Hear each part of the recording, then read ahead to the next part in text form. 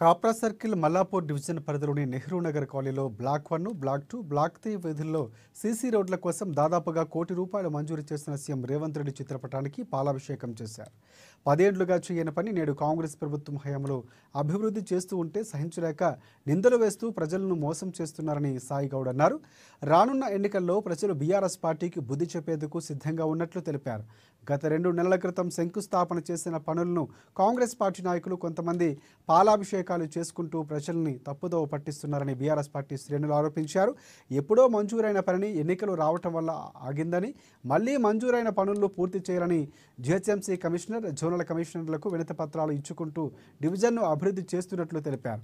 రాష్ట్రంలో కాంగ్రెస్ పార్టీ అధికారంలో ఉందని, ముఖ్యమంత్రి రోడ్లు మంజూరు చేయించారని చెప్పుకోవడం ఎంతవరకు సమంజసమని వారు మండిపడ్డారు.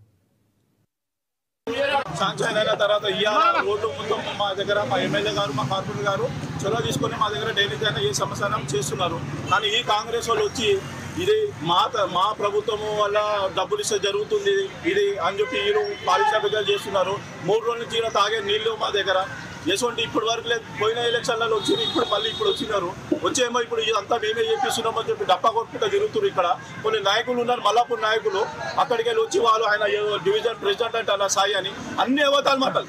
రేవంత్ రెడ్డి నోట్లకెళ్ళిండి ఆయన, రేవంత్ రెడ్డి నోట్లకెళ్ళిండి ఆయన అన్ని. ఆ రేవంత్ రెడ్డి చార్సోపీస్ ఎట్లా అన్ని స్కీమ్లు ఇచ్చిండో ఈయన కూడా అట్లా రోడ్ల మీద తిరుగుకుంటూ అన్ని అవతాలు చెప్తున్నారు. 10 సంవత్సరాల కింద ఏవైతే రోడ్లు వేసినామో ఇవాళ అవే రోడ్లు తిరిగి మళ్ళీ కాంగ్రెస్ ప్రభుత్వం వచ్చిన తర్వాతనే మనం వేస్తున్నాం తప్ప నటనకు రూపం దాల్చి దొంగ మాటలు చెప్పి బయటపడ్డ దొంగలని ఈ రోజు తరిమి కొట్టాల్సిన అవసరం వచ్చింది.